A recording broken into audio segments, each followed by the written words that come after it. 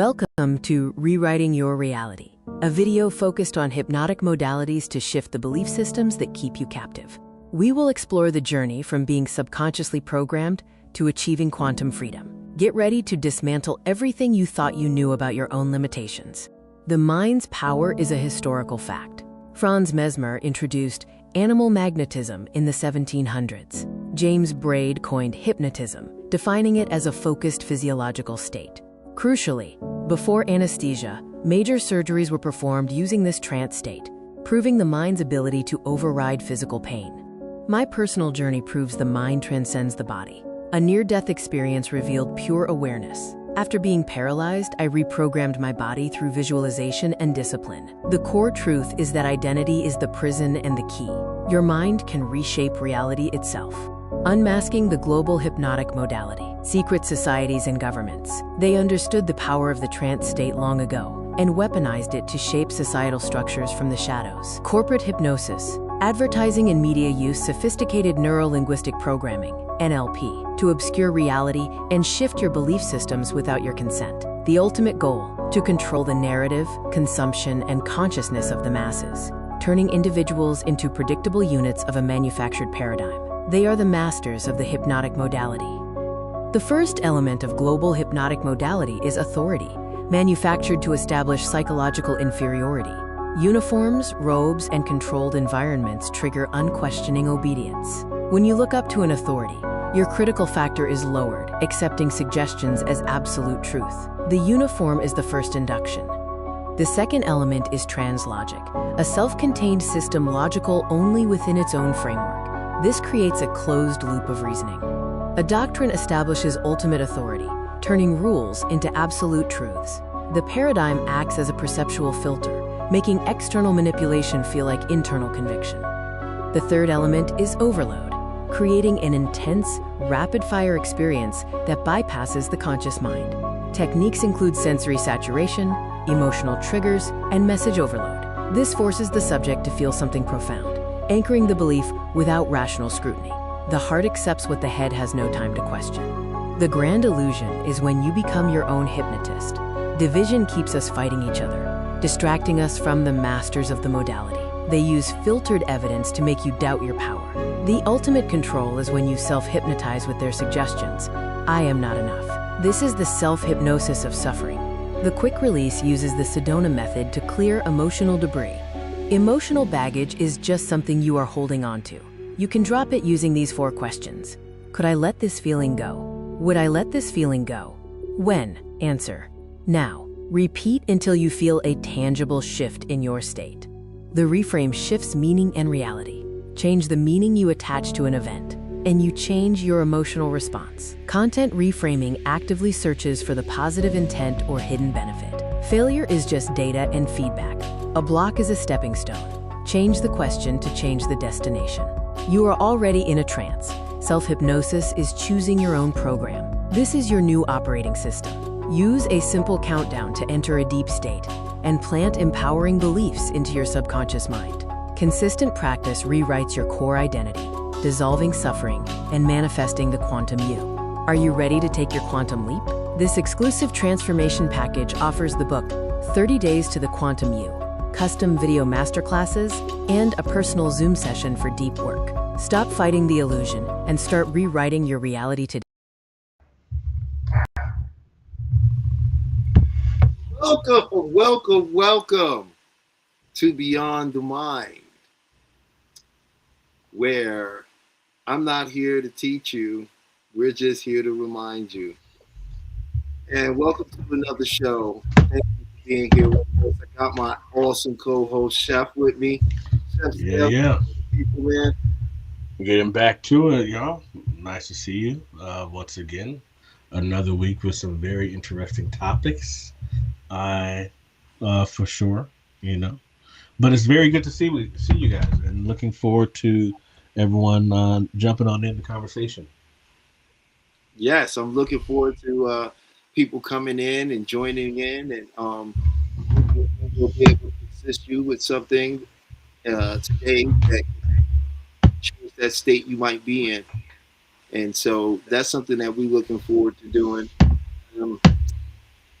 first of all, happy Friday to you, all you out there. You know, you made it through another week. We got wonderful plans for your weekend. Myself, this weekend doing some intense stuff and just absorbing myself into some more information that I've been very so excited about getting into. And yeah, some pretty interesting topics for the we're going to get into. Um, but before we got into the topics, I just want to say, hey, Chef, how was your week? This week was very interesting. It was it was actually a really good, gratifying week. Got some things done, and you know, kind of a very accomplished week. But then when you just kind of sit down, you're like, wow. You look back and you can appreciate it. It's one of those weeks. You know, accomplished but didn't do much, but sit back and look back on it. Absorbed it.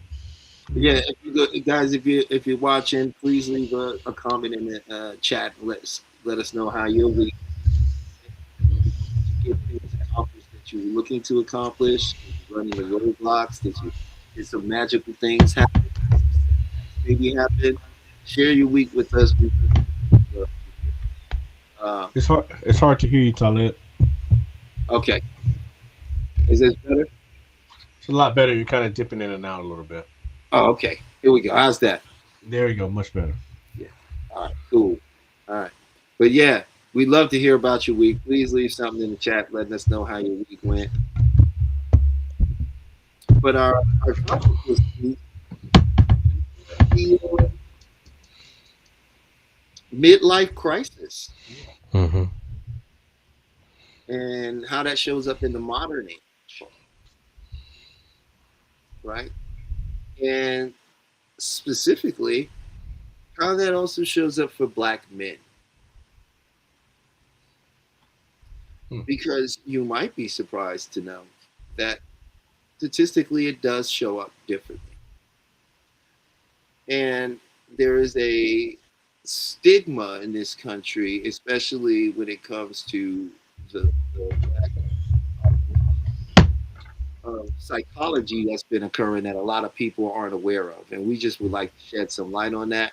Maybe if you're out there and it's something you relate to, maybe you like to jump in, share your thoughts on that, and also share some things you may be able to do about it. So, Chef, you have share some of your thoughts? Yeah, I know a lot of men don't really know that we're going through a midlife crisis. That's the first thing. Because the actions are different than what our parents' midlife crisis were, right? Buy the fast car, get the convertible. You know what I mean? Like that was the thing that they did. We don't necessarily do the same things. Ours looks a little different. Yeah, You it know, looks very different. It looks very different. You know, leaving the country. You got the passport bros doing what they do. That's the ones that are of age. They're going through a midlife crisis. They just don't realize it yet. Because they haven't dealt with the other side. Um, but yeah. well, I think it's important to define what a midlife crisis is. Um, for me, it showed up differently, I guess. Because I can say I didn't. I knew something was off, but I couldn't put a finger on it. I felt like I was slowing down a bit, but I wasn't really slowing down. You know what I mean? Mm. I know I got a little bit shorter. My fuse was a lot shorter. My patience was a lot thinner. Um, when I found out, I was like, oh, it all makes sense. But it took a while. I had to go to a couple of doctors and figure out what's going on. They do blood work and they tell you where your levels are correct and high and or low. But throughout my process of learning um, how to deal with myself during, I guess, the midlife crisis, it taught me a lot about men and what. Well, hormones and how hormones affect men, right? And let's just say testosterone and estrogen. Because the older you get, the more, the older we get as men, and we go into this midlife crisis, the least amount of testosterone that you produce, right? But you produce more estrogen, and the estrogen is what, at least for men, is what makes us angry and short and bitter, even more emotional, because we're not used to having these high levels of estrogen. So we get short, we get cranky, you know. It's just a thing, and a lot of men don't necessarily realize what's going on until someone says, "Hey, you get your levels checked." but it what I learned throughout this process about um, and this you'll probably understand this with testosterone and estrogen levels. And I learned a lot of the dudes that get caught up in jail and in prison and uh, gangs and so forth are really high. Their estrogen is really high, and a lot of times people don't necessarily know that.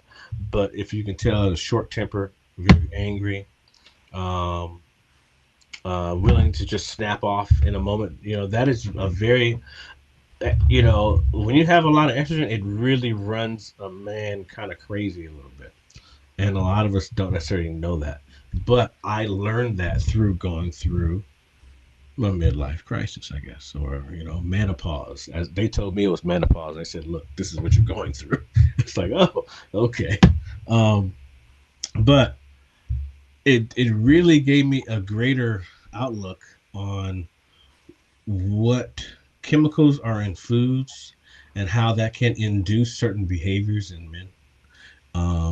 And the fact that I guarantee you, based on the food alone, if you just did a test on the average 25-year-old's testosterone levels today versus 10 to 20 years ago, it is Mm. way low, like way low, based on the food, the clothing, the plastics that we wear, the food that we eat, the fast food, the stuff that's in the air. Everything's changing. And I mean, and I think society's trying to figure out like, what's going on with the men, but there literally are physical changes that are happening that we are not aware of. And I know I kind of drifted off from the main point, but I just had to say that because it is an overall behavior change that I see. And if we don't eat the correct foods, things are going to be a little bit off for a while. Okay, I don't disagree with any of that. I'm a researcher, so I got some notes here and things about midlife crisis about black men that it's Mhm. statistically been documented about this type of thing, right? So I'm just going to read some of this information, okay? First of all, midlife crisis in black men is often compounded by systemic stressors, Hmm. including chronic health disparities, Hmm. financial pressures, Hmm. and racial trauma, leading to emotional exhaustion Hmm. and shortened life expectancies. Hmm. Men in this phase often face intense pressure to man up, Hmm. hiding anxiety or depression behind a facade of strength while grappling with mortality and the desire for a greater purpose. Key factors driving the crisis. Hmm. Black men in the US have the lowest life expectancy, often dealing with earlier onset of chronic illnesses like heart disease, diabetes, and prostate cancer, which can trigger mortality anxiety. Systemic stress, constant daily exposure to racism and social injustice, often referred to as re traumatization, leads to emotional exhaustion, which is a form of chronic fatigue stress. The strong black man trope. Societal pressures often force Black men to swallow pain, causing them to neglect physical and mental health needs, which leads to a later crisis point. Men between 40 and 50 often report immense pressure to balance career, financial responsibilities, and changing family dynamics, leading to higher levels of stress. These are just some of the notes that I've taken about midlife crisis in Black men, which are just a little different from just a general midlife crisis in America. Well, that is a whole different beast. Well, I this not is what thought. we're looking at when we look at a Yeah. midlife crisis in men and men in the modern age, Well, especially um, what I'll tell you what I see. I would Right. say in all men, though. I would honestly do say in all men, but in this particular dialogue we're having, I'm saying in speaking in Black men's cases. Mhm. But go ahead, I'm listening. Well, I was going to tell you what I see. What I see is early depression, and we don't know it. Alcoholism.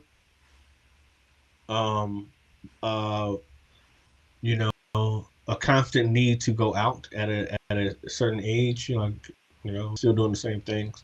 Um, and the alcoholism is kind of a common thing that you see. Uh, Dating young women. Um, what else? What else you got there? But I do know that most men do not realize you're going through it until something happens. Something drastic happens. And you have to pull back and reassess and realize what the hell are you doing? Right?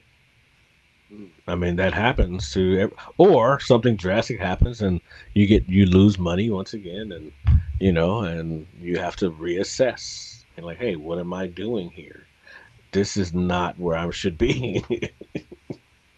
But once again, it takes a while to realize that you're going through it, right? For me, I didn't know I was going through it, man. I honestly didn't. Because it's not a thing that we discuss with each other. You don't say, "Hey, man, how's your midlife crisis?" You don't discuss that shit. You like, or how's your menopause? Like, it's not Well, something we have the conversations about. tendency to want to do and be younger, is a part of it. It definitely is a major part of it. It all comes from the uh, uh, change of testosterone and the fact that when you hit a certain point, the way since we exist within, the era of time, flowing for what we understand in one direction. Once you hit a certain point in your psychological framework, there is no going back. Mm-hmm. Right? There's only going forward. Mm-hmm. And that means one has to think about their mortality. When you're young, if you're not super depressed and going through a lot of things, then more than likely you're not thinking about, how much time you actually have on this earth. Mm-hmm. It's not until you've had enough experiences in life and you've reached that point on this carousel of life that you realize there is no going back. I will never be younger again. And then you start to look at things you wanted to do that you can't do, and things that you may think you can't do that you may be able to do, but you feel now that I'm older, this isn't appropriate for my age, because we've all had to deal with ageism throughout our life, psychologically, right? But they never taught us to deal with ageism once you get to a certain point, especially in men's life, because the purpose of it is to be useful,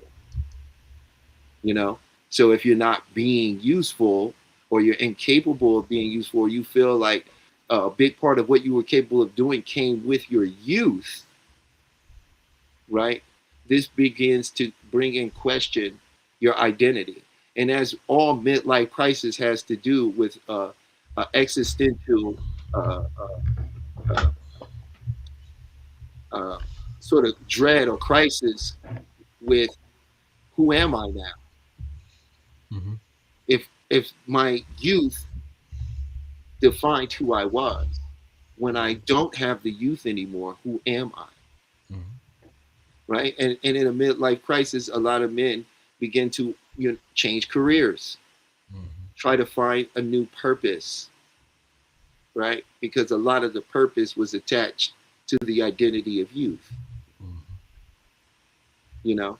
But we've been taught to bottle it up and not, you know, express ourselves. So I think that leads to a lot of toxic behavior anyway. You know what I mean?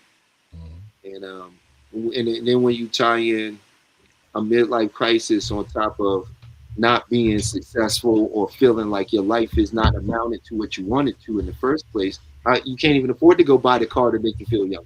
You're right. So let me ask you this question: how many men do you think between the ages of 40 to 55 know that they're going through a midlife crisis? Out of 10, let's say out of 10, the average number out of 10. How many out of 10 do you think know? I would say out of 10, 8 know, You think so? That's 2 high. don't know, but 8 of them are refusing to accept it. They feel it. They feel it, right? Yeah. And because they won't accept it, this is why they go do what they go do. Mm-hmm. Right? It's a way of saying, no, it's not true. Man, I'll tell you, man, I really am enjoying the Middle Ages. It's just a lot different, you know, a Mm. lot more settled in. Um, the wisdom that I have now versus what before, I think is a main factor. Um, but you can just see the bullshit, like far beyond, before it gets anywhere near you. Like, oh, I see what that is. Just Mm. step out of the way, let it pass you by, and get back over. Well, there Um, is I'm learning and learn, or am currently in the process of experience, and each phase of life has its unique beauty to it. It has its moments in it that you can be in and enjoy, mhm. And I feel like this stage of my life is no different than that, right? Some of these things are things that we were taught to believe, Mhm. right? That are not true, right? And we end up repeating these stories like they're true, but they're not. They're not true, and then we make them true over time. You know, like I see a lot of people I knew who were unhealthy when we were younger, and we gotten older, and now they're like, "Oh, my body, I was because I'm older." I'm like, well, not really, because you was complaining when we were young, bro. You was Yeah. unhealthy when we were young. Mhm. Now your unhealthiness, you can give the story to the age, right? Like, but it was there, it was already there. Mhm. I've seen plenty of people that are in their 70s and 80s, bro, and they dancing and skydiving and lifting weights and Well, I mean, the thing is that men, we go through our little loss of period before women do. We hit it earlier than women do because we start losing testosterone at age 25. So at 25, you'll never have the same amount of testosterone than you'll have. Uh, you'll never be higher than 25 if it's natural. So, you know, after 25, your testosterone drops and it's on a fast track going down. well, I don't, see, that sounds like organic language. I would agree with fast track going down, like what you telling us I'm out just there? saying. I'm I know just, I know dudes that are 60 years old that just had babies, bro. And it's not. No, it's not about. I know It's not dudes about. It's not that are about having young babies. It's and not about can't. having babies. You No, we're talking not talking about about that. the hormone, the Yeah, testosterone, that energy yeah, level, or yeah. Because that's what I mean. We're workers of the nervous system, right? So, like, if a person's nervous system's out of whack due to their hormonal change, then what are we working on? We're working on putting it back into hormonal perspective, because working with the nerves means working with neuroplasticity. But if it's not acknowledged that that is a situation, Well, then I'm not working with them, then there it is. All right. right? These are people that would never even come to me. They're still going, I don't know what's wrong with me. I've tried everything. Now I don't want to try that. I've tried something like that before. It doesn't work. They get satisfaction out of that. Okay. You know what I mean? That's their story. That's their belief. I'm not, people that's going to deal with me is the people that they understand something a certain way. And that's why they move on it the way they do. But I agree with you saying what about the testosterone, 150%. You know, I know that that has a great deal to do. I know we never will have what we had when we were younger. Mm-hmm. You know, but are you supposed to have what you had when you were younger to be healthy at the age you are and to be strong and vital and still lively? No. No. No. Mm-hmm. Right? Because you're not even the same person anymore. That person doesn't even exist today. There's not one cell in your body that is from here when you were a child. It's not one ounce of blood or cell in you right now that is from the time when you were a baby. There's nothing in you there. It's all new. It's gone. It's Theseus's ship. This ain't new. A lot Right. of a lot of That's what old makes brain. A the lot of old brain. Theseus's ship. You know what I mean? But the body itself is even in the brain. Remember, cells are dying and reproducing. Not one of the original cells are there. Mm-hmm. You know, so I'm really like, you know, yeah, you get. But if you're trying to, if you're thinking that being healthy is what you was when you was 18 or 22, and you'll say 50 or 55 or whatever, Mm-hmm. right? Then you're not. The psychology is off. Mm-hmm. Because that's not the same person. That person from before does not have the same requirements as the person today. You just dig in the requirements that's required today. So let me ask you, from your perspective, you're going through midlife crisis. Let's say you're going through that, right? What would be the advice that you would give the younger man coming into this? That's the newer man that doesn't know why he's changing and why he's getting short tempered and what's actually happening. How would you, if you had to pull him aside, what would you say to him? What would you say to him? No, you can't answer a question Yes, with a I question. No, I just finished going on a rant about this whole thing. I want to hear what you got to You say. can't answer a question with a question. I want to hear what you got to say about that. I just went on a whole rant about it. Like, I want to hear what you got to say about what would you say to a young man going through that? First, Well, he wouldn't be a young man. Right? He'll be younger. He'll be a younger man. He'd be a middle-aged man. A middle-aged man, yeah, but he'd be younger. First, I would ask him, is he married? Is he going through divorce? I would ask those questions, and then I would ask him, when's the last time you had a checkup?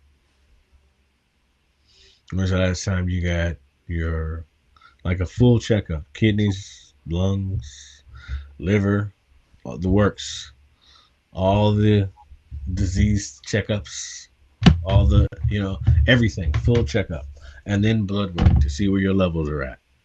That's what I would ask him, and the answer would probably be no. So then the next question would be like, well, if you're not feeling right, there's some things you need to check up on yourself, right? Because this is kind of a taboo conversation, right? Even still. And I guess whatever the response would be, I would then be like, hey, this is what you need to do. You're going through some changes. You are evolving as a man, and you're coming from a young man to a middle-aged man, and your body is changing with it. Along with your body, your mind is changing. So, I mean, these are the things that may happen. And shit. Okay. Another thing, though, too, is that I have made a conscious effort to constantly have therapy as an option, right? Because a therapist might not tell you off top what you're going through, but eventually they'll tell you. Like it may take 6 weeks for them to tell you what's going on, but they'll tell you eventually. Like if you go through a midlife crisis or menopause. My approach would be asking what first of all, what's happening? What is going on? Mm-hmm. Then I'd ask them how do they think they got there?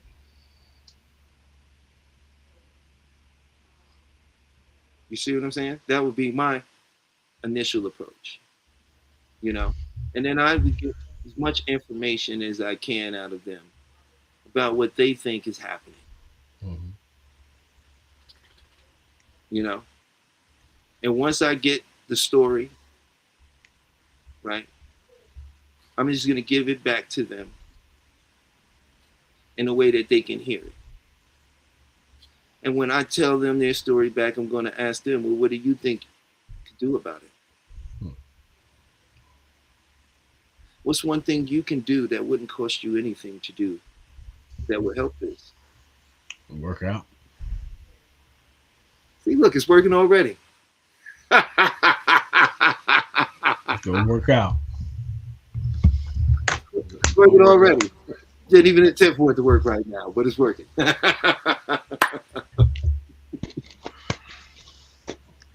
Yeah, I would get them to talk. And when I get them to talk and we get to that point, right, then I can let them know some information in a non-judgmental way. You know, I let them know about some of the research that's there that points in some of the directions and some of the things they do. And I would lead them to the place where they would come to the understanding that, oh shit, I'm having a midlife crisis. And they would see it. And then when they had that huzzah moment of clarity, I'm like, okay, let's have a session about this. So we can change that. Let's let that go. Let's move beyond it. Let's look at what the next phase of life is. I mean, because it literally, all this stuff is approaching every single one of us here. If you're lucky, you can enter it and you can exit it. If you're extremely lucky, you know. But hey, no one talks about it. Like, no one talks about midlife crisis. Why not? Why are men so afraid to talk about this shit? It fucking exists. It does. It exists. You slow down, your back hurts, your knees bother you. But then there's changes you need to make within your diet and your mind. You have to reset and you have to recalibrate. And you have to understand the body is not the same body as it once was. As you said, there are no cells in the body that remain in the body at this age. So everything that you're doing should be new. Or newer. Kind of like shock and awe, right? Revitalize yourself, your body. But you can't just revitalize your body because your mind is going through all kinds of fucking changes. So you got to keep your mind fresh too. You got to do some mental gymnastics. You know? Well, I like to tell people that it's as hard as you say it is, it's as easy as you say it is. It's your perception, and you have the ability to reframe it because your whole mind is working off your imagination. Period. You know, and for anybody in the audience, if you're not at home, just imagine how many windows are in your apartment or your house.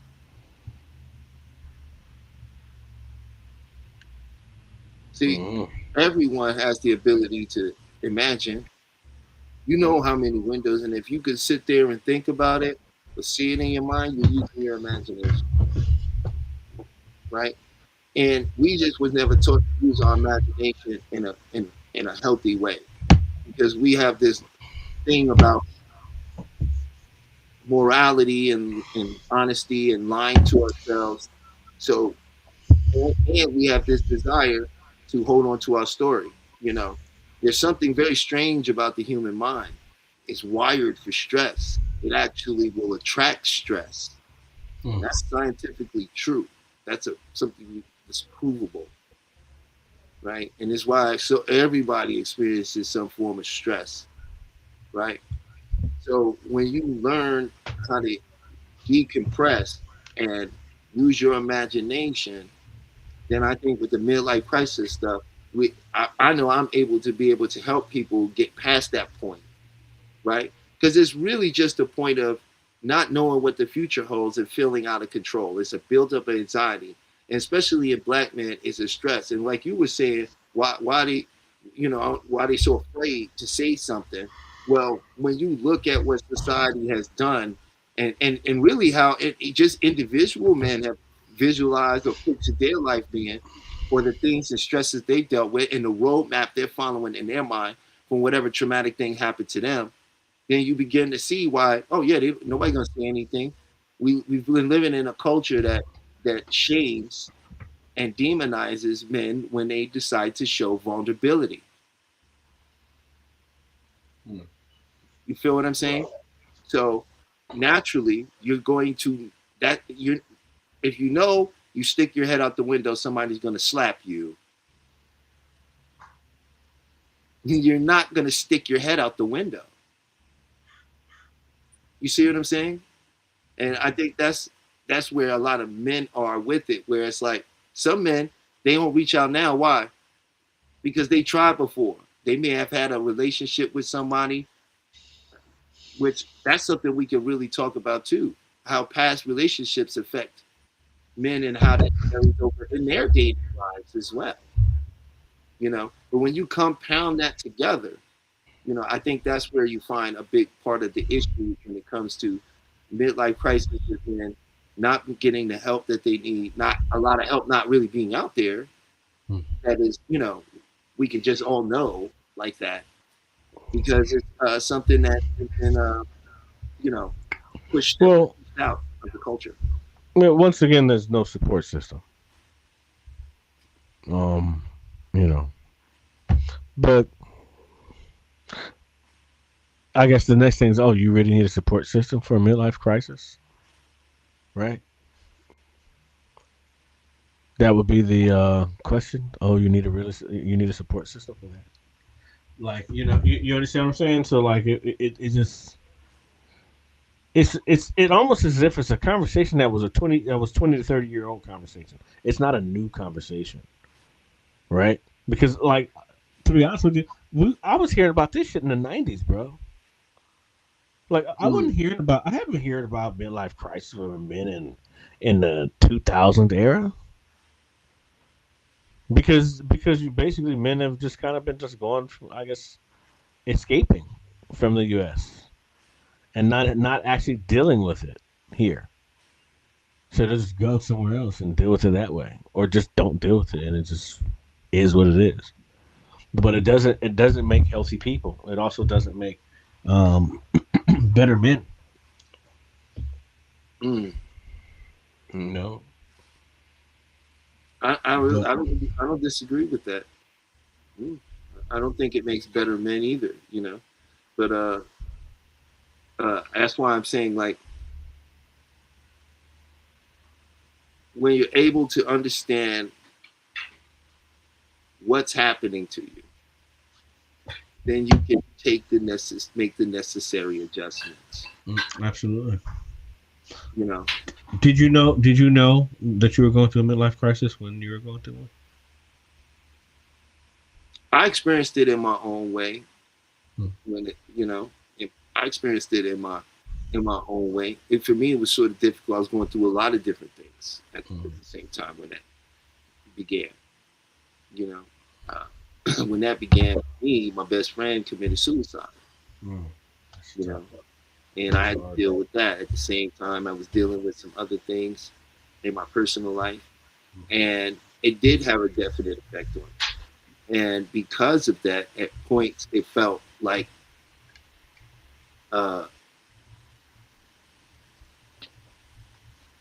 it felt like I don't think, I don't know. It's just a lot. It was like, I don't know if I could actually handle that at that point, And there was times where it just became overwhelming, and it was a chemical imbalance that was occurring, because the emotions would dip and move from anger to resentment to remorse to all over the place. So yeah. And nothing holds. You can go through 5 different emotions in one sitting, and you're like, "What the fuck am I going through? What is this about? Like, is this serious? Like, am I going? Is something wrong with me? You know, Mm-hmm. because that is the question. But literally, what is the reference point? Like, what is the? When do we get the aha moment? I mean, it's not a designated time for everyone or anyone. I think that aha moment always comes when you hit your lowest point. And when that threshold gets low. We have a window, a threshold for tolerance for stress. And when it's even like a window, and when we run into situations that it hit our peak, that window gets a little narrower, right? Mm-hmm. And when we have immediate things happen right after it and right after it, we never give ourselves the chance for that window to open back up. It gets narrower and narrower until the point it's almost together, which means these are people when the littlest thing can set you off, Mm-hmm. And I feel like when you get to there, when you get like that, and you reach your lowest point, or something you've been trying to avoid happening to you, because it's so much wrapped up in your identity. When it finally happens, and you are still standing there after the aftermath, then I think that's the aha moment. That's the realization that you are more than what you thought you were. My Now, aha, that was mine. I'm interrupt real quick, man. I'll let you finish it. My aha moment was when women told me I need to get my shit checked. They're like, dude, you need to go get a checkup. Something's not right. I'm like, what do you mean? I just think that's funny because, we all think that we're cool until we're not, and then you're like, oh, maybe I was a little bit off. So Mm. being told that your behavior is not good is a very not saying it was bad, but you can be better, right? It's very like, hey, you got to look at yourself. It's like, did I do something wrong? Because a lot of times you don't feel like you did, but it could have just been your tone. And for me, it was my tone, which it made me make a conscious effort. Like, this is so crazy because it all links up to back to hypnotherapy.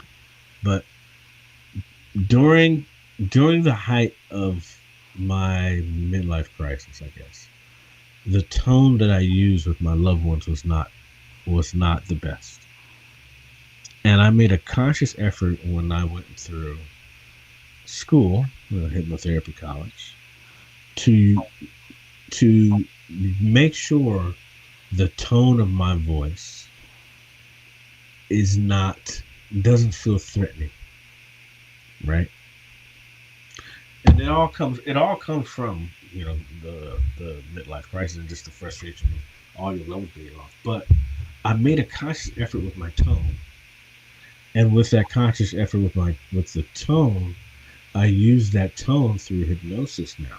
I use it for the good, right? Because anything that can disturb can heal. So anything that's bad can be used for good, right? At least in terms of the yin and the yang wise.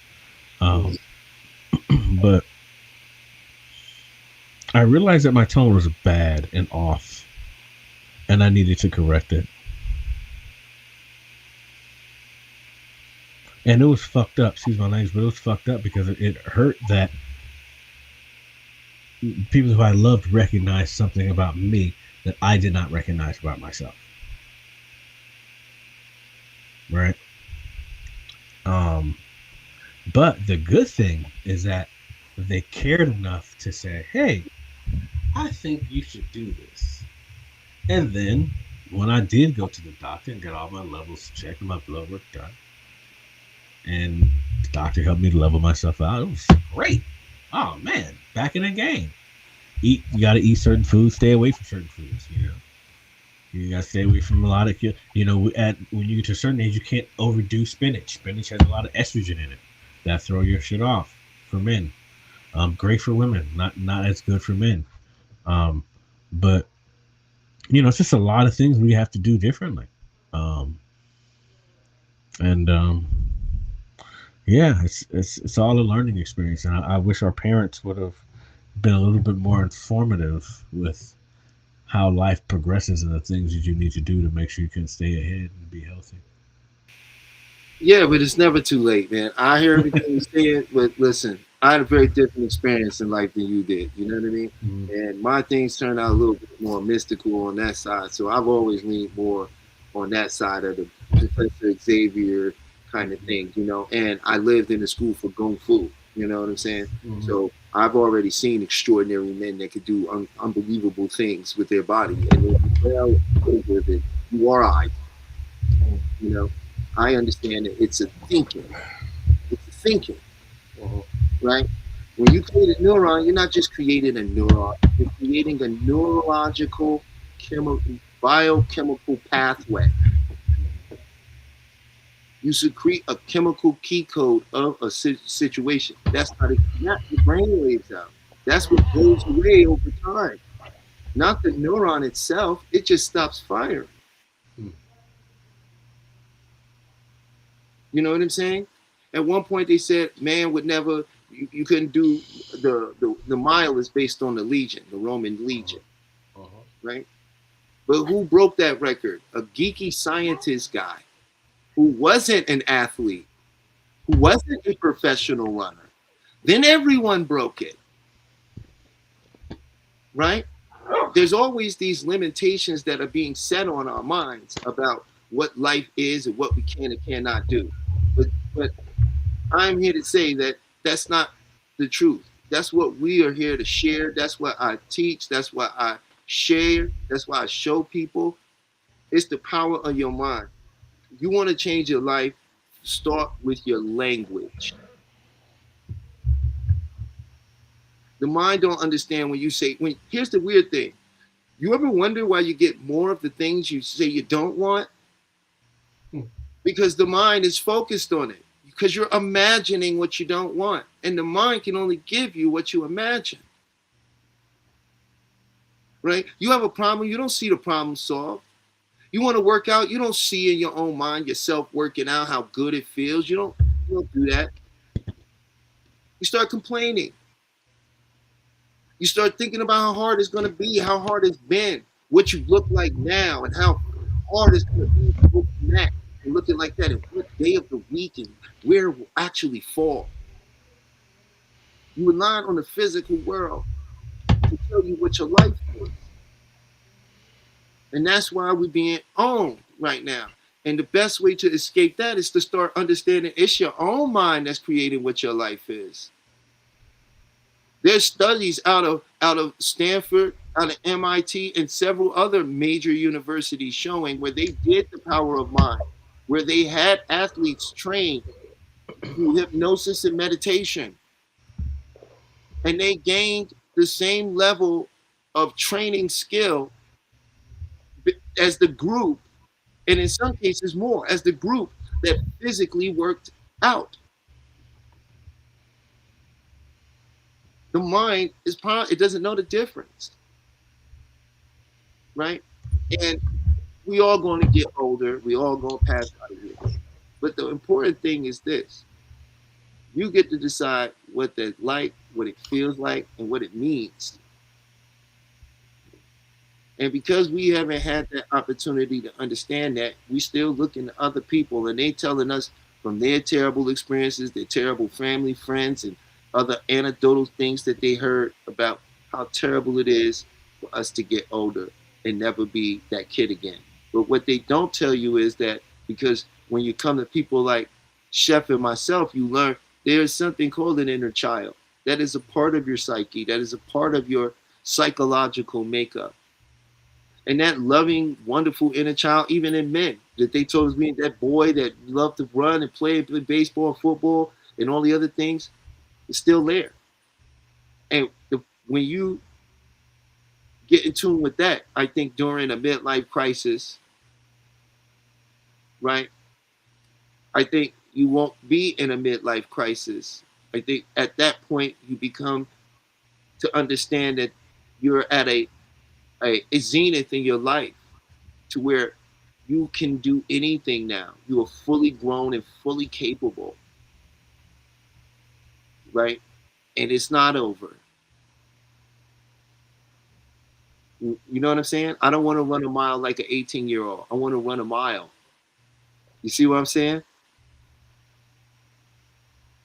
And that's my philosophy on it. Just to tie up what we were talking about with the midlife crisis, so that we can move on from it. I don't want to be a Debbie Downer on the midlife crisis for too long. I just wanted to bring some awareness to it. Hopefully, see if there was anybody out there that wanted open up the chat.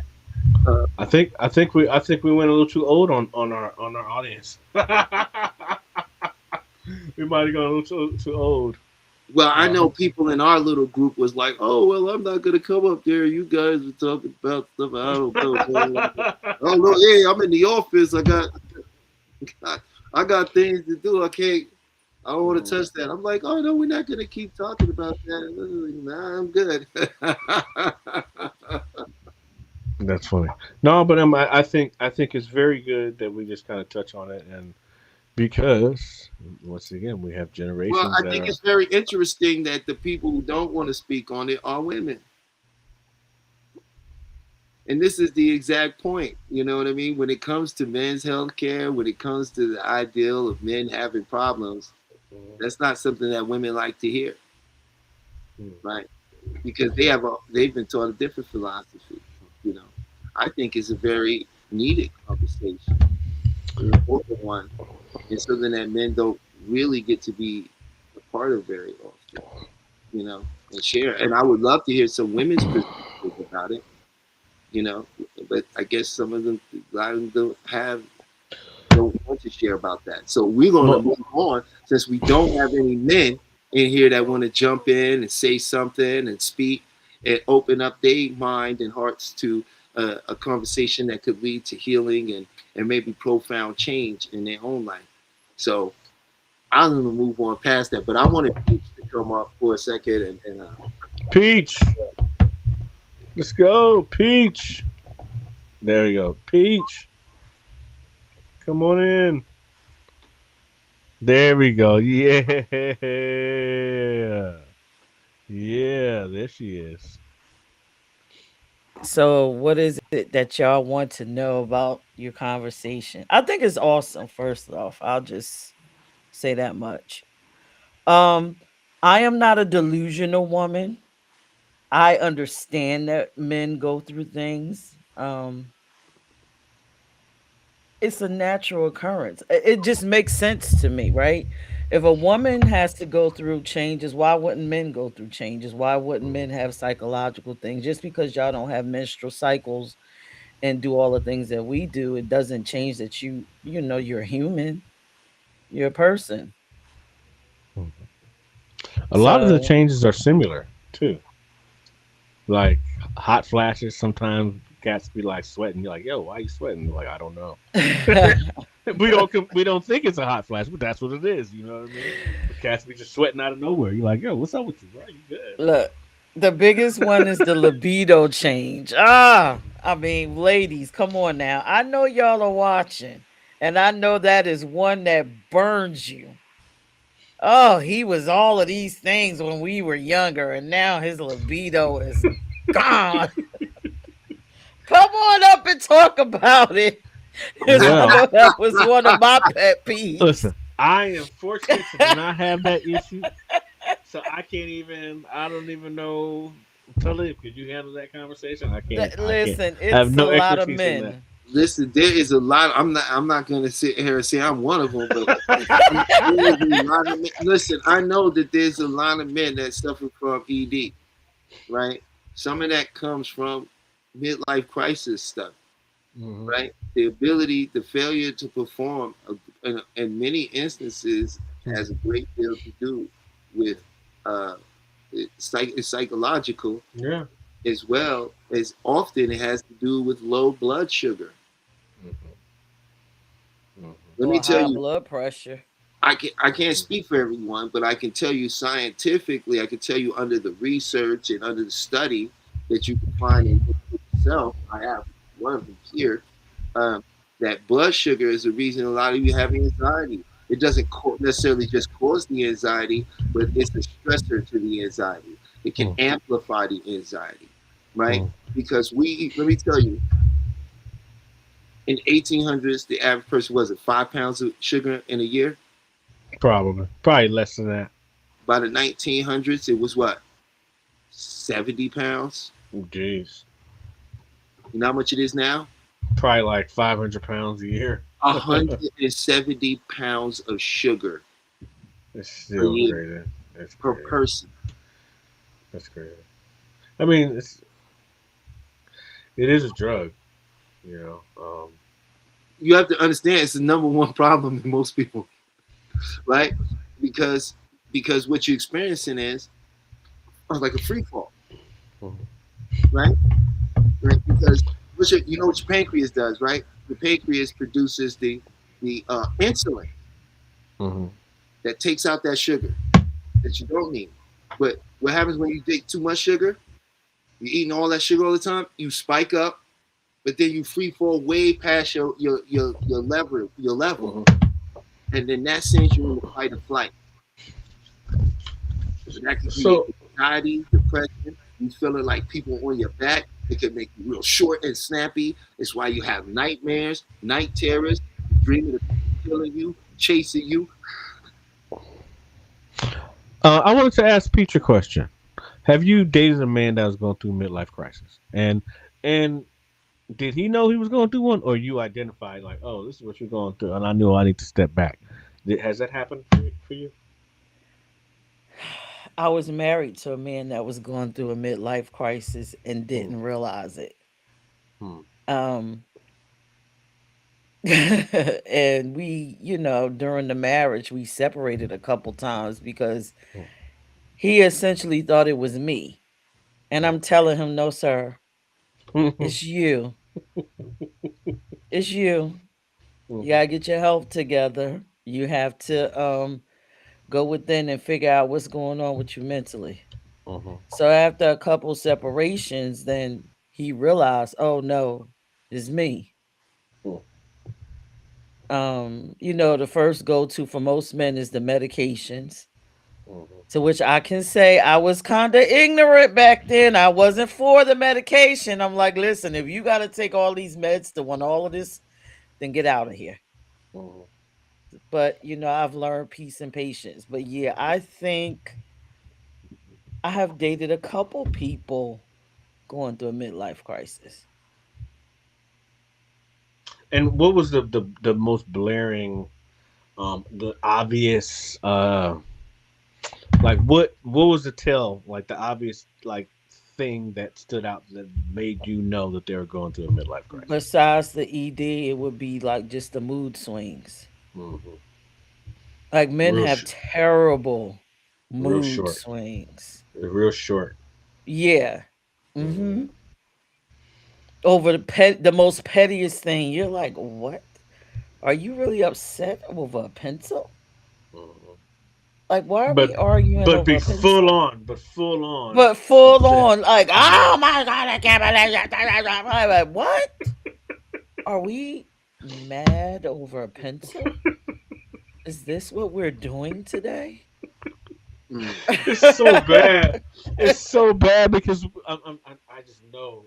I remember myself catching myself like kind of what you said, but I said it to myself. Like, am I really tripping on this?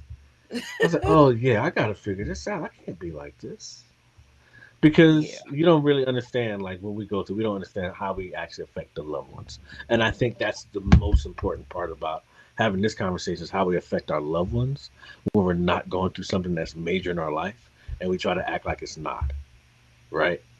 Like, because going through a midlife crisis and going through menopause are milestones that you are, if you've had a good life, you're privileged to be able to go through those things, right? But we never talk about how we handle them, and you know, the good side and the bad and the downside. I don't know necessarily know the good side, but the downside. You It know. is a good side because y'all have higher highs of happiness. The downside is just as bad, but the happy, oh my God, I love you. Mhm. You're the best person in the world. I can't believe I met you. It's like, okay, are you okay? Is there a happy medium? And another thing with men, y'all sleep patterns change. Oh yeah. Hmm. Mhm. I've Wake up 3, 4 noticed o'clock in the morning, 4 o'clock and 4, 5 o'clock in the morning. Go to sleep at 9, 10, and sleep good. sleep every other hour. Oh yeah. Hmm. Like, why are you up? You know, I think I was talking to you, Tyler, about I was talking about my hours changing and like getting used to change of career and lifestyle, and not just the habits are just different. You know, I don't have to get up at 5, 4 o'clock in the morning. I could sleep in if I wanted to, even though I don't. But the Mhm. desire is to be able to. You know, but you still can't. You know, and wanting to stay up late and you can't. You're like, oh, I'm gonna stay up and watch this. Man, you out at 9:15, 9:30. I'm out. Like, no coming back. Like, Ugh. and you don't want to get up. You're like, nah, I'm good. I forget that show. You know. But, Did I give y'all enough signs? Because y'all have so many. When y'all get a little older, it's definitely different. mhm. You know, And that so, desire to be in the house. It's like some men become extra homebodied out. mm, Like, what's going? Why are you in the house? that's Well, me. these men in this particular age group grew up under what you call the boomer generation. Uh-uh. And they were latchkey kids. No Mm, one cared about their emotion. uh-uh. No one checked their homework. No Uh-uh. one was there when they came home. They went outside and they either got beat up or they made friends. It's a generation of people who have been emotionally neglected. And now that they're entering into that phase of their life, they're becoming those kids again, especially those type of men. They were always alone.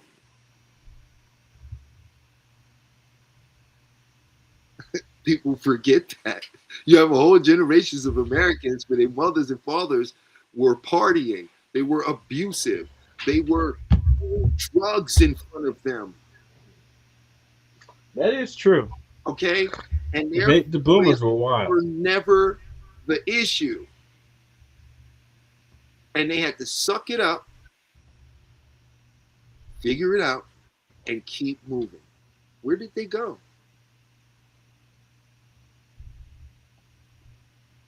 This is what I mean. A lot of people walking around because we all wear a mask. And most Mm. people, you don't, you meet the mask. Hmm. And body The syndrome, representative. right? Mhm. When you learn about the body and body syndromes, you learn it works in like four parts. Here's your front half, right? You carry some pains and discomforts here, but you know what? Your back half, that's all the stuff you don't want nobody to know about. That's what we care. That's why a lot of our financial, when we worry about money, it's in our lower back behind us. Why? We don't want nobody to know about our financial stresses. So we carry them in secret. It's the load on our spine, you know?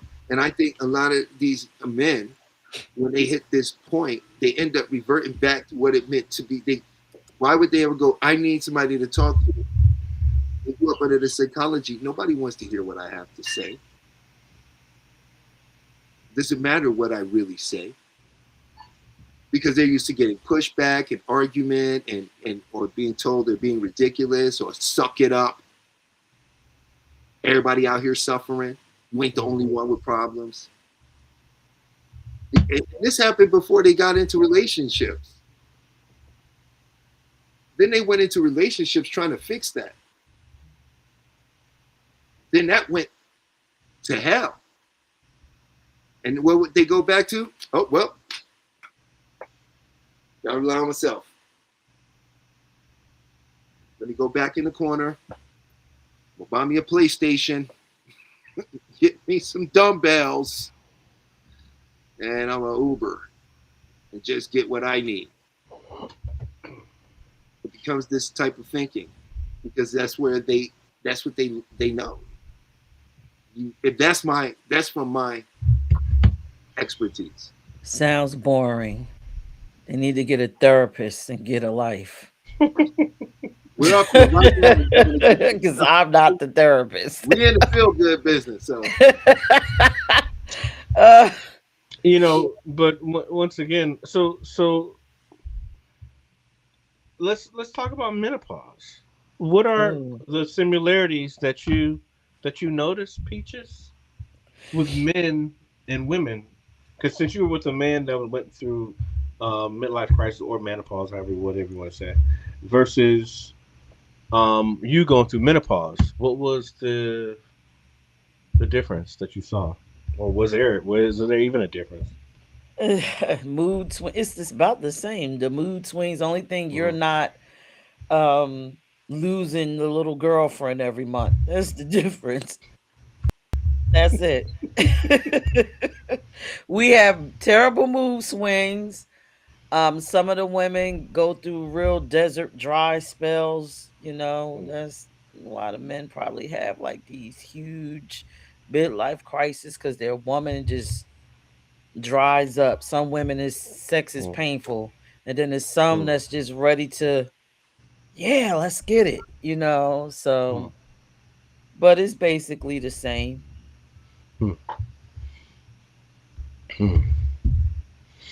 Well, what do you think, sir? me, Khalid? honestly, Yeah. step away from that one for a little bit. He said, I'm just getting out. Well, I just think get out of that one. I didn't know. I was like, well, I just think Don't it's jump in. yeah. I mean, I think it's interesting that we literally go through a lot of the same things. We just don't know. Because we look at theirs and they probably look at theirs like, yo, that person's stripping. And you're like, yo, that person's stripping. Well, it's the same because I don't really look at it as man and woman like that anymore.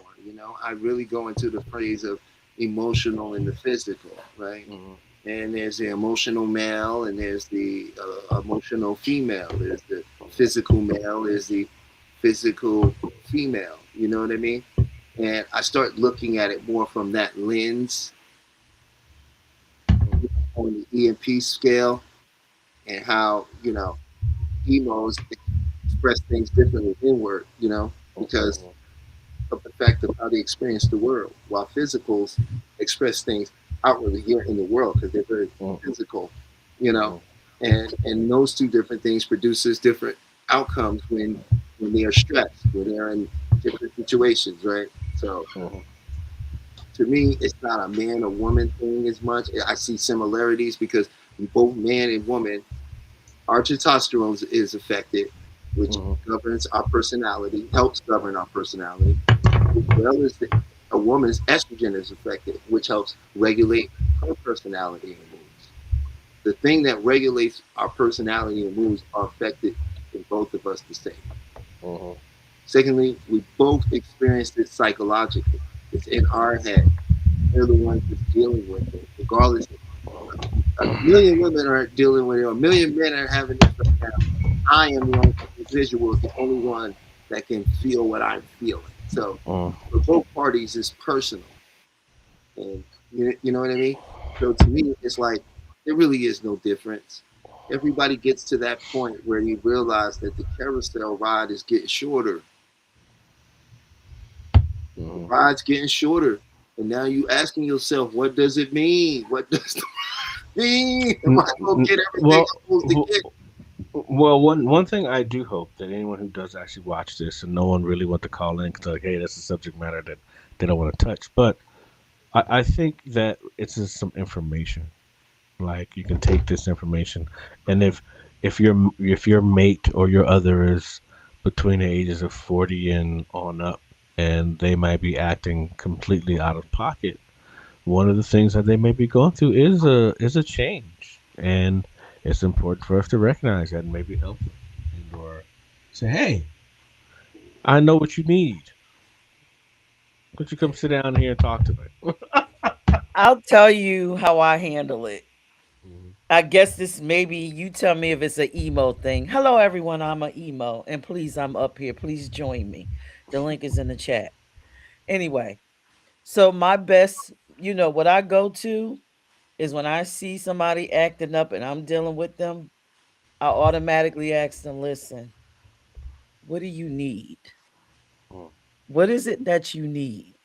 Mhm. You're telling me everything else, but you're not telling me what is it that you need, and then I'll tell you if I can help you with that. Mhm. Let's get to that point.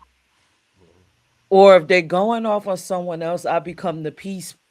Somebody got to be the peace, right? Mhm. Mhm. I'll be like, listen, it's not that bad.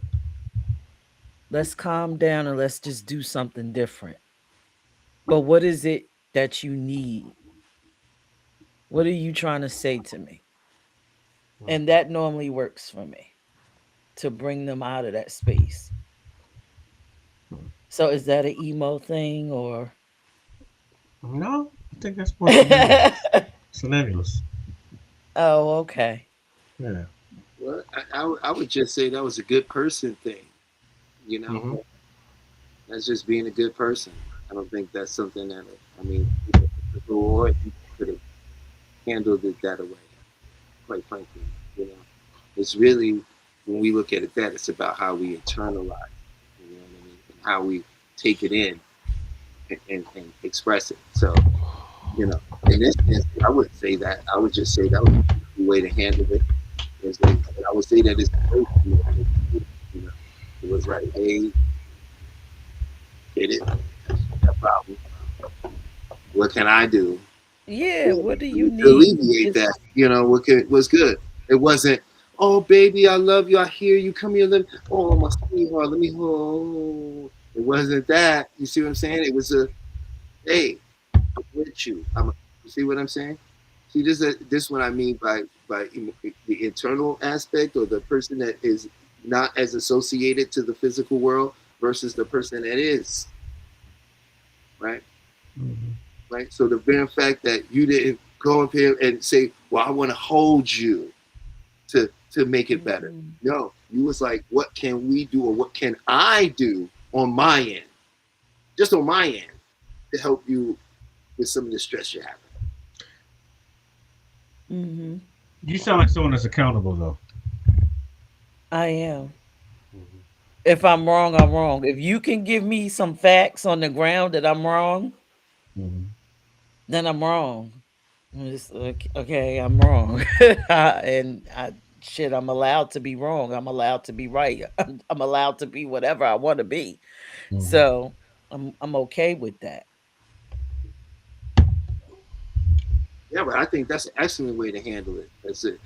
If you're listening, more people should handle situations just like that if you can. You know, be as kind and understanding to a person's situation and understand that it's real for them, even if it isn't real for you. You know, and that I would really pass that on to people. No matter if it's not real for you, be in tune and see that someone in their whole experience is real. Mm-hmm. Mhm. Just approaching and dealing with the situation, respecting the fact that it's real to them. Doesn't mean I have to go, I don't agree and I don't think it's real, but you don't even have to do all of that. But just Right. understanding that, right, Mm-hmm. creates rapport and makes a person begin to, they open up, they let you in, Mm-hmm. right? When you denying a person their reality, their first automatically is to defend the reality. And that's what the critical mind is going to defend the reality, right? If you really would like to stop getting into so many arguments with in certain situations, Look, notice the nature of what you're saying. Are you trying to understand what they're saying through what you're saying, or are you trying to prove your point through what you're saying? I just basically be trying to understand. Help me understand what's going on over there. And let's see if we can work this out. And if I can't, I will say, listen, that is a huge task that I can't, but that maybe is something that you personally might need to work on. And I'm cool with that. I just try to remain calm in my space. I don't want to be rattled all up like that. Can I ask you? I don't see the reason. Can I ask you a question? Does it matter Mhm. in an argument if you're right or wrong? No. It's Okay. just about I'm about a resolution. What's the resolution? What where are we going with this? What are we trying to solve? Tell me what we need to solve and let's just solve this and be done with this conversation. Of course, you're human. We might have to revisit this, Mhm. but I'm okay. But let's resolve it. All right. I like that. That's a great way to be. So what, we got about 30 minutes left. What's up? Where are we going with this? I don't know. I did want to say this much for the women that's watching. I think a lot of it is not that a lot of women probably would say, "Oh, I'm kissing ass or whatever because it's guys," but I'm not. I'm past that stage where I'm immature and looking at men as if they are workhorses. They are not. They are people. They deserve love, they deserve compassion, understanding. And once you get to that space, then you can be like me and have conversations. Well, if somebody doesn't agree, or any women out there that don't agree or feel like what we saying, please come up. I'd love to hear where your perspective. We're not here to debate people about their perspective, to alter or change. We're all here to grow, learn, and move to the next level of our being. So, if you have something you'd like to share that you see it, you might teach us something. You might give me a new insight or new way to look Mhm. at something, or you might go up there and get a new way to look at something, because if you come up and ask your question, then we can more directly respond to it. Mhm. I can guarantee you that's probably not going to happen. No, You got to really open you got to really open your mind. Yeah, this is funny. Um. Oh, where happened to Pete? She popped out, huh? Oh, I'm sure she'll be back. So, Sir Talib. no, she might not be back. She might go back to the background and back to the back scenes. Oh, there There she she is. is. There she is. Listen, I'm having an allergy moment and I don't like being nasty on camera. Oh, that's good. You got to have some type of self-respect, but no, but I think this is an awesome topic. I think, a lot of women would benefit from this, especially if you're in that space around our age. Well, Mhm. around their age, not my age, because I'm like 25, 30, or what around there. Their age. You could benefit, especially if you're trying to find you somebody. This is great information. I mean, I think they could probably help us more because for me, I was they were it was kind of told to me in soft ways. Hey, you all right? Like something going on? We don't know. Maybe we should go get checked out. Real soft, but we don't see it. We don't know. We don't have a playbook. Y'all actually have a playbook. We don't. We're like, yo, that dude is wild. What's wrong with him? You know? So I think it's important that if y'all notice it in us to let us know or pull us aside, like, hey, bro, maybe you need to look at some things a little bit differently because a lot of times we just are not aware because this is not a conversation. Yeah, but women aren't aware because they're raised to believe that you're having a midlife crisis. And remember, your feelings aren't important. You're just supposed to provide. Yeah. That's men. We are taught that men don't feel. Hmm. That y'all get up and the only thing y'all think about is getting to a job and getting to the P. And that's it. Everything else in the middle, there's nothing going on there. And if it is, that man may potentially be gay. Mm. And I that's the got you. real, that's the real. That's what's taught. And anytime you guys start to begin to talk about, I feel like, oh God, Mm. then you get the phrases like bitch ass nigga the bands. So that's the space, serious, that's the space that y'all are in. So you can't expect a woman to say, oh God, he might be going. Let's think about, let's I have the would never thought. say, I would never ask or make that suggestion, right? I didn't make it, first of all. Okay, I would never say that, and I would never tell nobody to go do that to a man because I already know in that moment it's going to be weaponized. It's going to be Yeah, used in a particular way. Well, well, Let me finish. You know what I'm saying? It's going to be used in a particular way. You know what I'm saying? And for anyone who don't like it or feel a certain way, it's respected. I could respect that. It's not for you, right? I'm talking to that person who's listening right now, who has been listening for the last hour and said, that's what's happening today, right? The woman who's listening right now who's saying, that's what's happening to my man. Mhm. I want to help him. You see what I'm saying? I'm talking to the people that care, that have that situation. If you don't have this situation, I totally respect why you think this is stupid. You don't care for it. You have that in your reality. You are correct, but thankfully, I don't live in your reality, and my beliefs don't require you to believe them. So you're more than welcome to not listen. Now, what we do though is hypnotherapy. Right? What we do is help people who want help with the power of their own mind. We give you the guidance, we show you what to do, we walk you through it, we take you through it. That's what we do. wait a minute, but who you gonna hypnotize in that situation, him or her? Because her mind state needs to be altered too. No, no, no, no.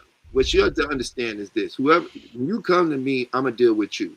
You change, everything around you change. There's a structure of the family.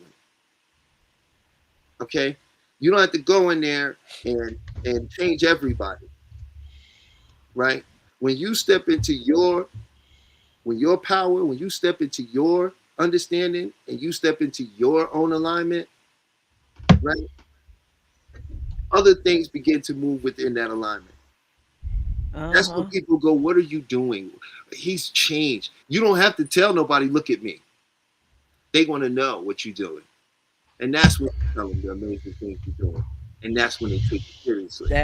That's beautiful. Ladies, if you do come see to live and you start getting your mind changed, also get a bank account and start putting some money away because your mind might be changed to the point where you might need a divorce. Just get that money and have it right.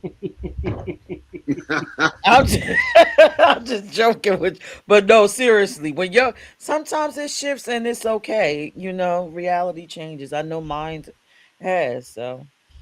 And I was wise enough when I was pivoting to start putting that money, go get that retainer together. It's okay. I'm just adding comic relief here. Yeah. That was for the, since you want to put this reality of haters out there. I don't really believe haters exist in my universe, and that's just for me personally. Uh, I've learned a great deal about the important thing is your language. Start speaking your reality that you want to experience and stop speaking for your own limitation. You spent years saying how you're right about the things you don't like and don't want. Has it changed anything? No. So what's wrong with just trying? We're in the feel good business. Will you agree, Chef? Oh no, I'm here. We're definitely in the feel good business, and we're here to make people feel good, but you can't make a lie feel good, can you?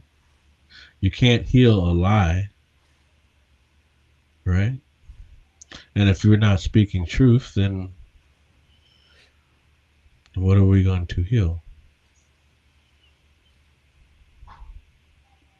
Are you asking me a question or are you making a statement? It's both, a little bit of both, a little bit of both, Both of a us little bit sat of up both. like, wait a Yeah, minute, let us listen. a little bit of both, you know. What you But mean? you know, we're What you mean lie to yourself? I show people all the time that the way they choose to say things, it's a choice. And I say it right back to them in a different way. And they go, yeah, I could have said that. Lie. You don't have to lie to yourself. Who said anything about lying to yourself? Reframing. It's neuro linguistic programming. One of the first things you learn out there when you start dealing with your mind. It's your framing. It's how you're perceiving it by the story and the emotions you attach to it. You can change that. Everything in your mind right now you think is happening is sitting somewhere, right? The future you really want to live is in your mind. You close your eyes, it's far away from you. It's not close to you, it's far away, right? What's close to you when you close your eyes? Your problems, everything, your life that you don't want. That's right there. Why? Exactly. Because the mind. And when you switch, reframe it, turn it around, change the story, mind don't, it's living in your head. It doesn't know the difference. It says, yeah, that's true. And that's what you experience. That's the gift. That's where we in the feel good business, because we can help you reframe. We can also assist you with letting go and moving past. And this is the power of what we do, that moving past things and that ability to reframe it and change it. It's all just a story. it's all just a story. So I'm gonna tell myself some beautiful ass stories.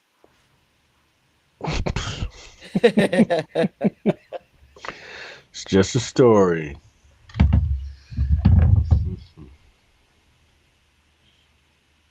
All right, that was Silence. a dramatic That pause, was but you got to say, Chef, that was a dramatic pause. We yeah, got, radio silence. Yeah, radio silence. yeah. But we about coming Yeah, up on the lighten it end of up. the show for the night. I feel like we got about an hour and a half in right now. Yeah, we got an You hour and a know, half in, and I thought Peaches. someone would call. I thought someone would be interested in talking here, Oh, hearing it's this. But They okay. just they listening. I mean, sometimes you don't have anything to say when you absorbing stuff. They just yeah, digesting everything. well, I do know that You want to for take them the out of here with a meditation real quick? You want to do a little bit of something for the people out there?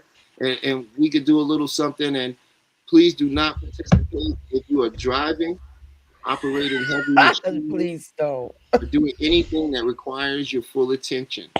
If you are, you Yeah. can always play this back and experience it for yourself.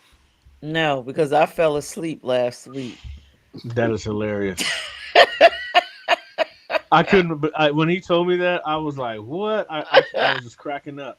So I think we need to Yes. put it. We need to give everyone. I'm glad you did the warning, but we also, if you do not want to go under hypnosis, please cross your legs and cross your arms, so so you can not go under. Um, so where do you Yeah, want to I'm where gonna do you do want to go that. with this one? Where do you want to go with this one, Talib? Just go ahead and give them. I want to, give them a little guided imagery for the real quick. Take them on a little All right, let's see. unburdening, Let's see unburdening. what we got here. I'm gonna take myself off the screen. Y'all are not hypnotizing me. And I'll pass out and hit my head on this desk. You just hear boom. No. No. There we go. Hold on one second. Here we go. We're gonna get into some relaxation. Yeah, just a quick little 5 minute journey. Nothing, we don't have to hit them up too quick. You know how to induce it quick and bring them there. All righty. Yeah. So let's do this. Let's see.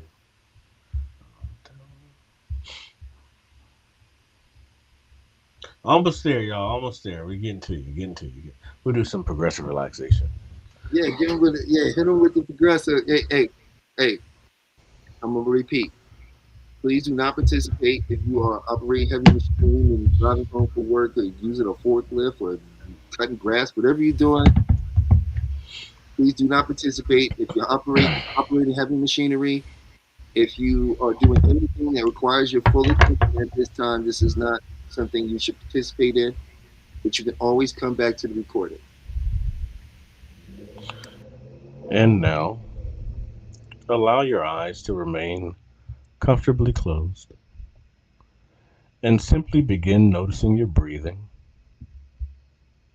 No effort, no control, just awareness. And as you notice your breathing, you may begin to notice that with every breath out, allows your body to let go just a little bit more. And every breath in brings calm into the body. And every breath out releases tension naturally. And now bring your awareness to the very top of your head, just noticing. And as you notice the top of your head, a soft wave of relaxation begins there, gentle, calm, and easy. And that wave begins moving across your scalp, releasing any tension and holding anything that no longer serves you, allowing the muscles there to soften completely. And now that relaxation moves across your forehead, smoothing it out completely, releasing all effort, all concentration. And your forehead is becoming smooth and calm, relaxed. And now around your eyes, the muscles around your eyes are beginning to soften completely. And your eyelids are completely heavy, more comfortable, and more relaxed. And you may begin to notice that your eyes simply prefer remaining closed now, resting, relaxed, comfortable. And now that that relaxation moves down your cheeks and your jaw, allowing your jaw to loosen naturally, no clenching, no holding. Your tongue is resting comfortably. Everything in your face is now soft, loose, and relaxed. And now the wave moves down your neck, releasing the muscles there, softening and letting go. And down into your shoulders. Your shoulders begin to drop slightly, lower, as if any weight you've been carrying is simply melting away. And that relaxation flows down both arms, through your upper arms and through your elbows, through your forearms and your wrists and your hands, all the way down to your fingertips. Every finger relaxed, every muscle is soft.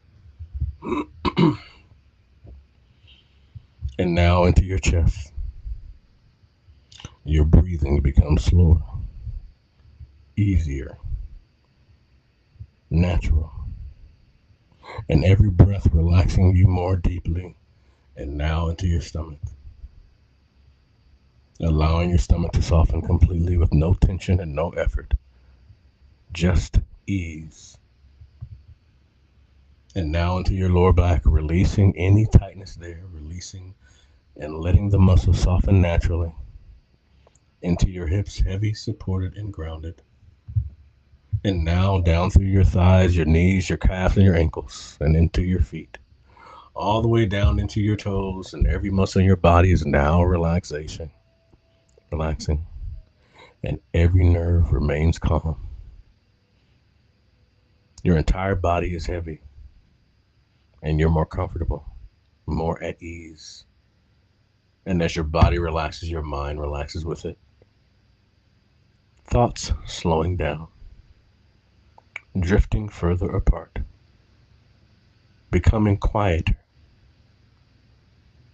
And you don't need to hold on to anything right now. You can simply allow yourself to rest deeply. And the more you allow, the deeper you go. The deeper you go, the calmer you feel. The easier it becomes to simply let go. And now, take one deeper breath in, and as you exhale, allow yourself to drift even deeper into comfort, into calm, into relaxation.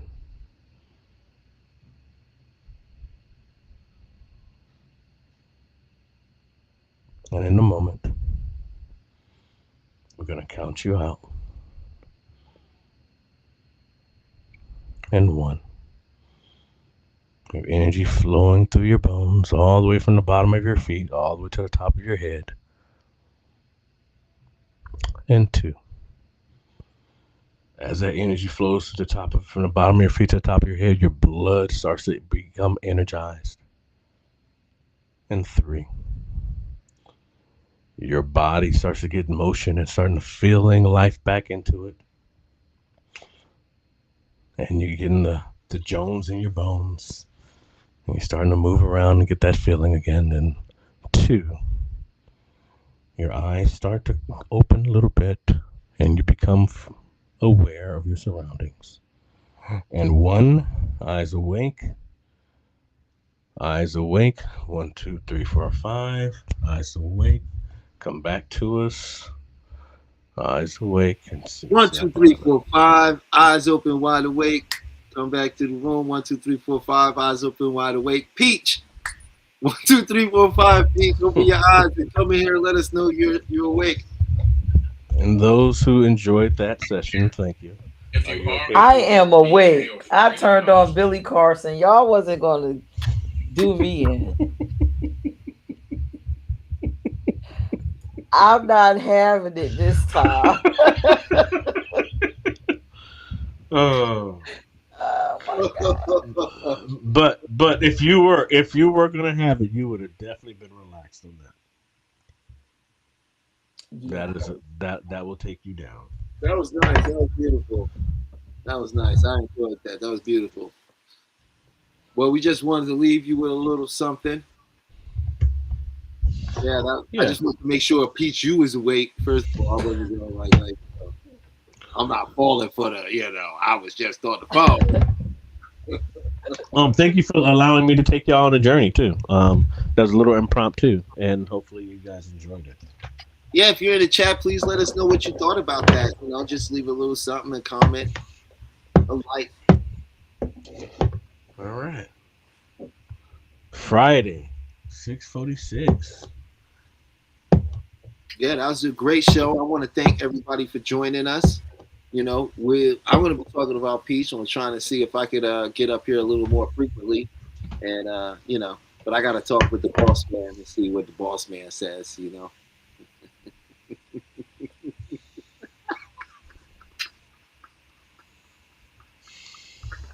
And what the boss man say?